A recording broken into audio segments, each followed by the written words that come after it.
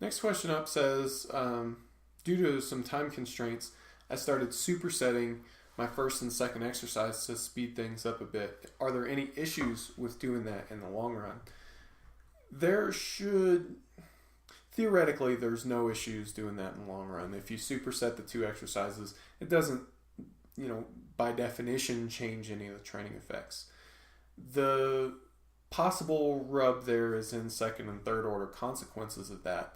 So if you superset your first two exercises, you may not be quite as rested, and especially you said you're doing it to speed things up a bit, so you may not be quite as rested for any particular movement.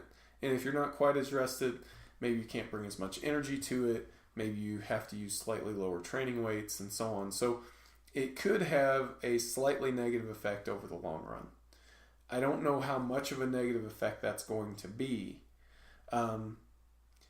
What I don't know what your time constraints are. So the first thing, the most important thing is to get the work done. So if it comes down to, look, I can either superset these exercises or something's not getting done, I would rather see you superset those movements and get it done.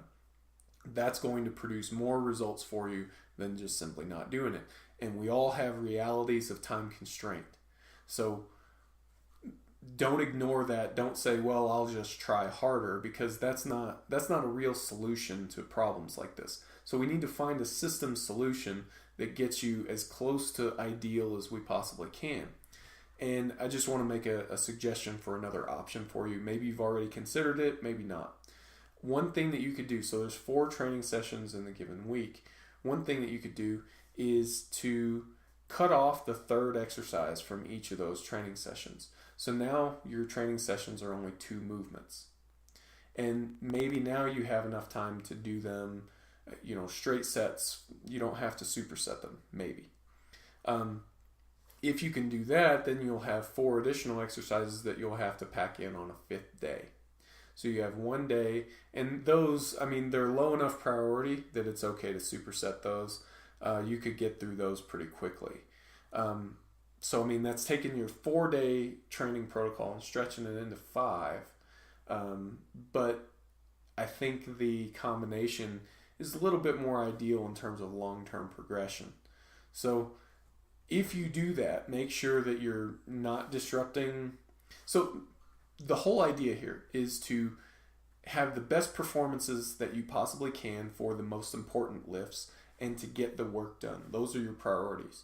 So you wouldn't want to put that supplemental workout the day before your heavy squat day, because now you're going to be bringing fatigue into that heavy squat day. So that's not ideal. You'll want to place it in such a way that you can still recover from it and execute well on that heavy squat day. That's kind of how the priorities break out, and that's kind of what's going through my mind as I'm laying this out there for you.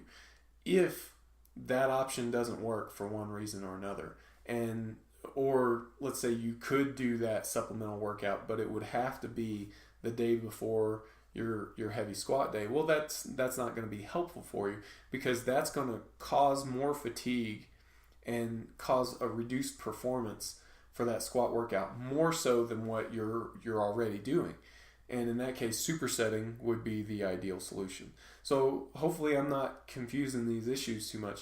Your priority is to get your work done and execute that work with the highest level of performance that you reasonably can.